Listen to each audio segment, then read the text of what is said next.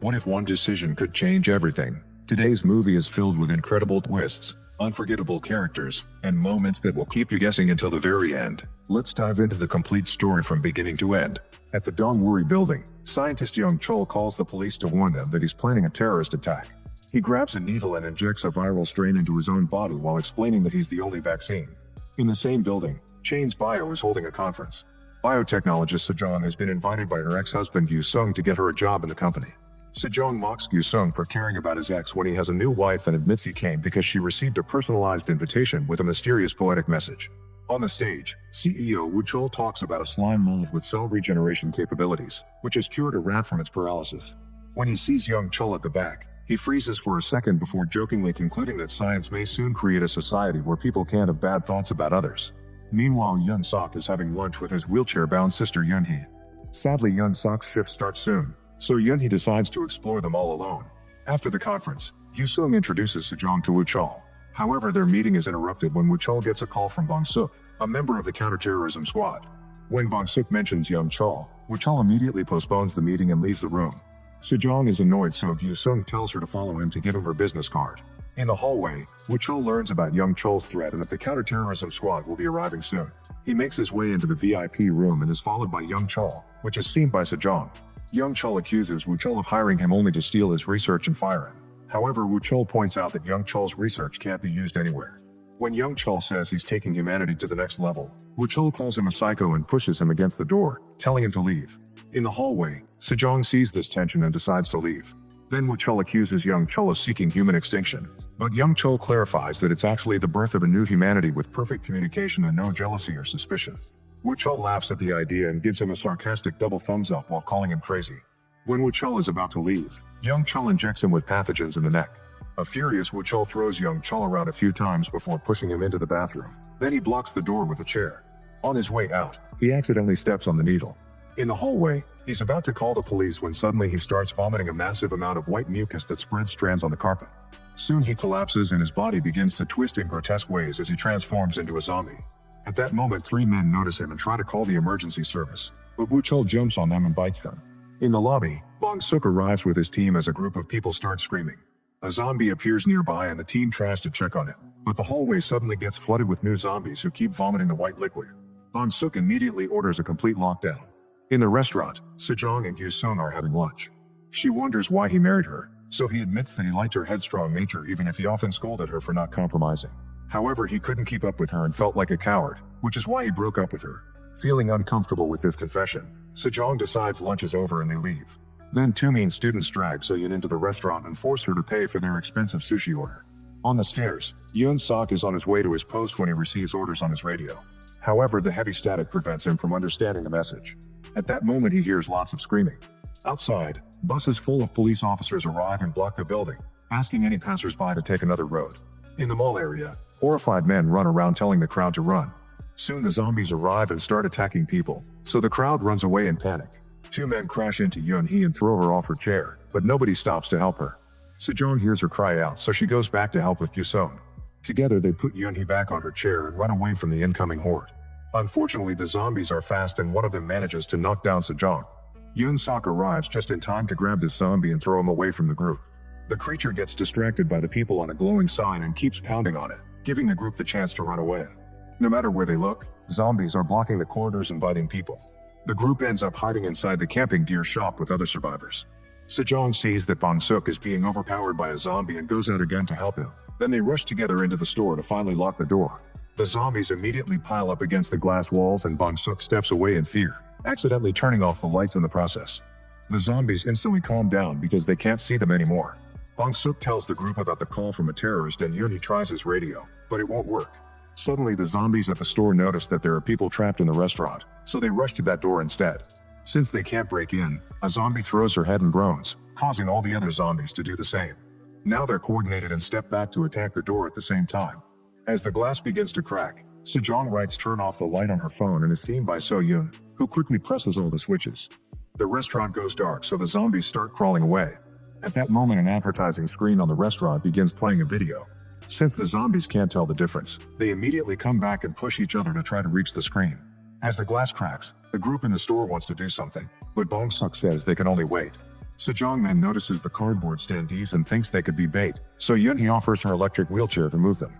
They tie the standees around the chair and keep the gearshift pressed with a hair tie, so the chair moves through the corridor on its own. As soon as they see it, the zombies run after it. Then Sejong opens the door and calls the people in the restaurant. At first only Soyun is brave enough to cross, but this inspires the others to follow her. However, the mean girl is too scared to continue and decides to go back to the restaurant, so Gyu-sung volunteers to get her. At the same time, the zombies catch up to the chair and destroy all the standees. One of them goes back and attacks the duo as they cross. Gyu-sung pushes the girl off and throws things at the zombie to make it chase after him. Sejong takes the chance to bring the girl into the store. In a sports shop, Gyu-sung moves some standees before hiding behind the clothes. The zombie comes inside and goes from standee to standee looking for flesh to feed. Meanwhile, the zombies around the chair keep trying to bite the cardboard. One of them finally realizes that these aren't real people, so he starts groaning and the others do the same. As the one in the sports shop also copies them, Sejong realizes this is the zombie's way to share information. Slowly evolving, the zombie in the shop goes from crawling to actually standing on her legs. Now she knows how to actually search for something and quickly finds Gyu-sung, who tries to run away. The zombie tackles him, but she also falls in the process, so Gyu-sung keeps running. When he's about to reach Sejong, another zombie jumps on him and bites him. Sejong wants to help him, but Bong-suk pulls her back and locks the door. The rest of the horde returns and surrounds Gyu-sung to feed on him. When night falls, the survivors are still stuck inside the building, which is now under quarantine. News broadcasts talk about an act of bioterrorism and an extremely contagious virus, which has caused the locals to gather around the building to protest. Dozens of zombies keep pounding on the front doors, desperately growling at the cops. In the shop, the survivors are calling their families. Gyu-sung's phone receives a call from his wife Sol-hee, so Sejong gives her the bad news and a devastated Sol-hee hangs up to comfort her daughter. Yoon-sok finds some equipment that he can wear on his back to carry his sister. The group wonders when they'll be rescued, so Bong-suk has to inform them that nobody is coming because of the quarantine. He also tells them that Young Chol has the vaccine in his own body, so if they capture him they can all be rescued. Sejong shares what she saw in the VIP room, which is up on the 3rd floor.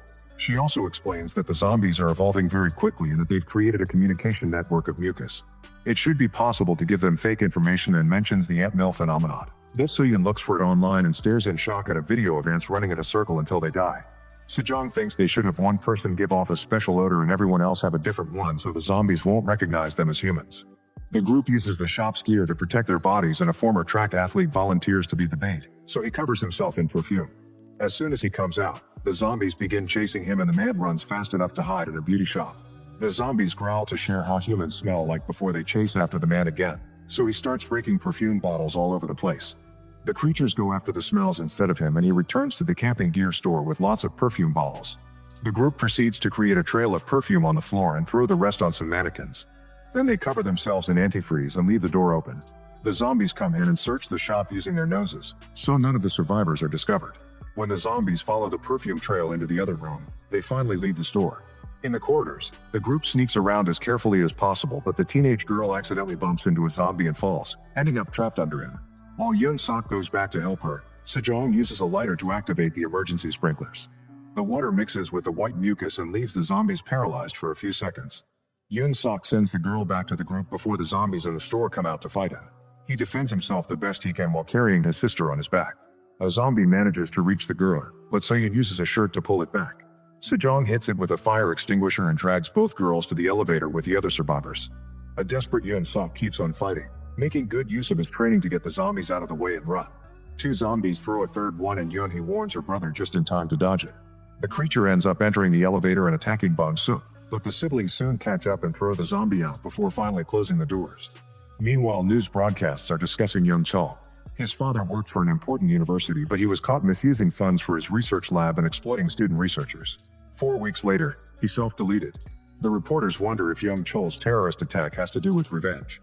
When the survivors make it to the 3rd floor, Bong-suk opens the bathroom and finds Young Chol calmly standing there, so he arrests him. Young Chol tells the group that using water was a mistake because when it evaporates, it'll help the network move faster through the air. Then Bong-suk announces they must go to the roof to be rescued, since the cops refuse to enter the building because the zombies are considered infected patients and mustn't be killed. Thankfully, Yoon-sok can guide them to the cargo elevator that only employees know. While the elevator slowly goes up, Bong-suk texts his team to ask them to meet them on the roof. Young Chol compliments the athlete's skills, but it's only a distraction to stop the elevator on the 9th floor. Zombies burst in and chaos takes over as the mean boy, the athlete, and the restaurant staff get killed. The rest of the group fight hard to push the creatures out and Young Chol calmly walks out. The survivors watch in shock how nobody attacks him before the doors close. While the group argues over what to do, the elevator reaches the 30th floor where a zombie is carrying another one to mock the siblings. Not wanting to fight another horde, the survivors choose to go to the second basement where the security cameras are. In the meantime, Solhi joins a special team to search Young Chol's secret laboratory. There are lots of documents and boxes filled with frozen monkeys. When an officer notices that a box is broken and empty, a monkey jumps on him and fights him for the gun, only to then run away. Solhi steps back in fear and accidentally bumps a box, causing the monkeys inside to go crazy. Soon all the monkeys in the room are freaking out and hitting the boxes to break the glass. They manage to escape and run around the room to find a hiding spot. An agent finds them on the ceiling and opens fire, but the monkeys jump off and drag his body on the floor.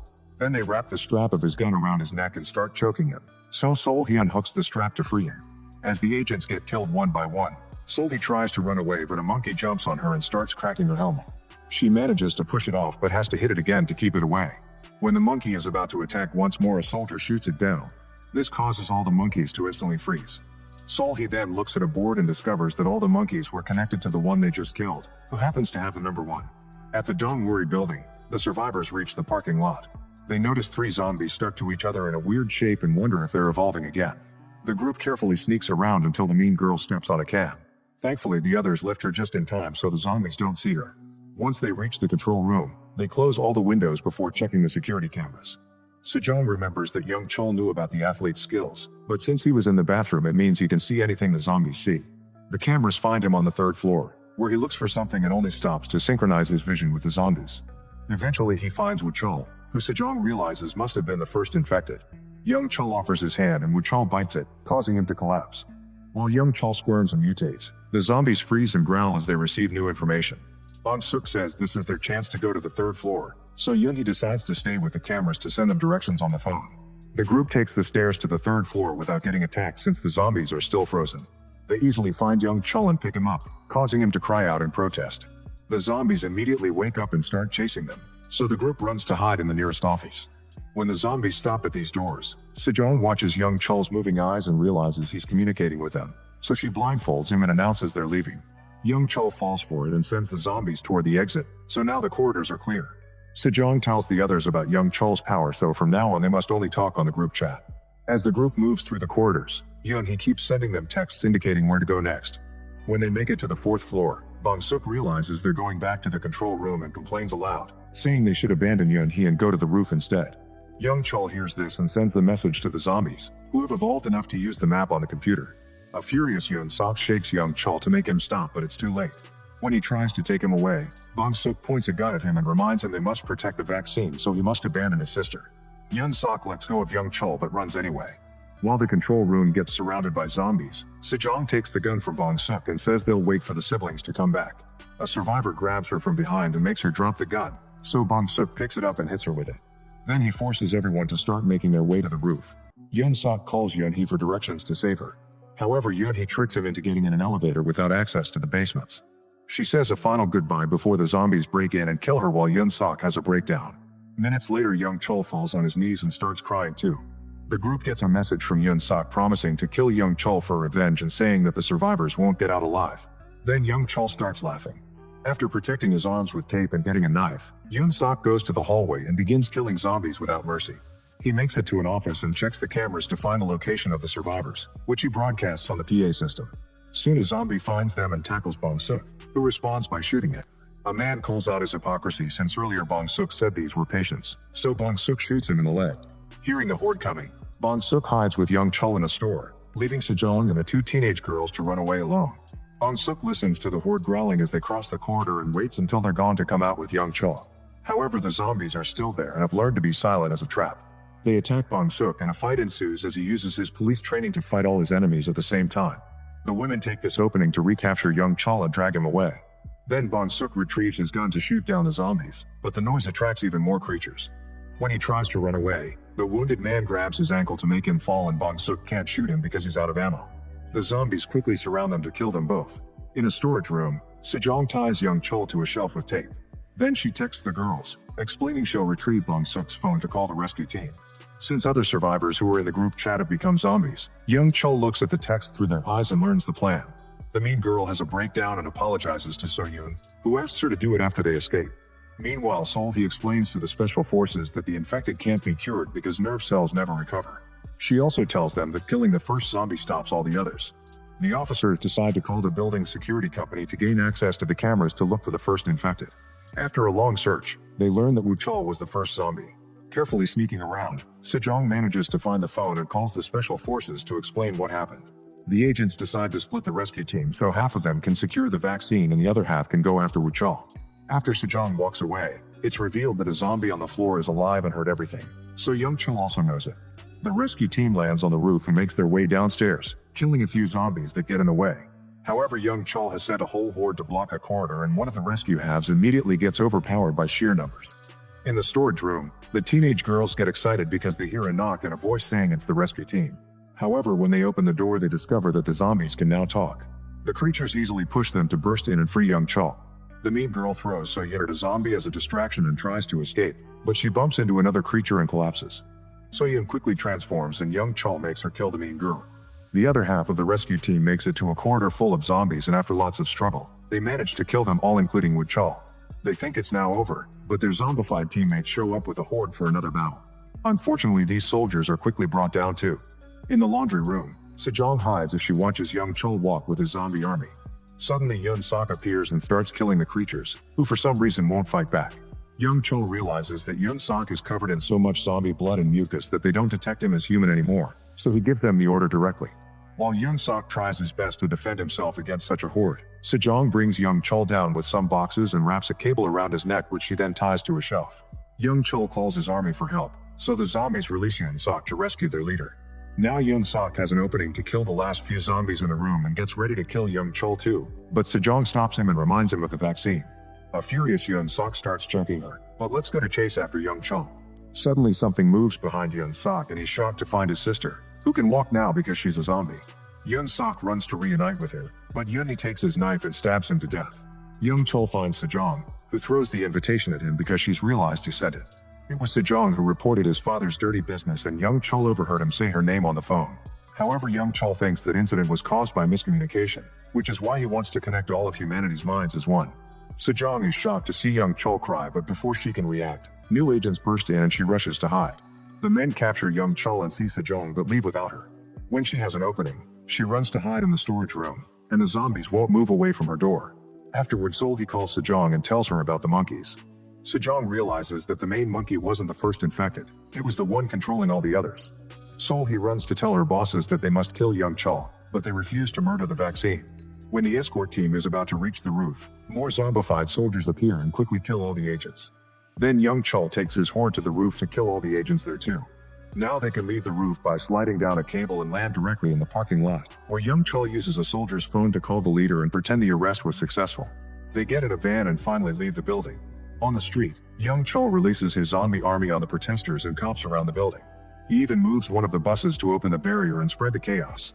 In the storage room, Sejong sets up a mannequin with her jacket as bait. While the zombies follow that smell, she runs out and hides in the laundry room again. Remembering that Yoon Sok wasn't attacked, Sejong steals a jacket from a dead creature and puts it on. When a zombie comes looking for her, he detects her as another zombie and leaves. While Sol-hee evacuates with her bosses, she receives a call from Sejong, who has made it out and wants to know the enemy's location. Sol-hee rushes back to the tent and becomes the only person searching the footage. Sejong steals a car and follows Sol-hee's directions to find Young Chol, who dodges the vehicle just in time. Young Chol sends the zombies to surround the car, so Sejong drives at great speed to shake them off. She crashes into another vehicle and has to jump out before the zombies jump on the hood.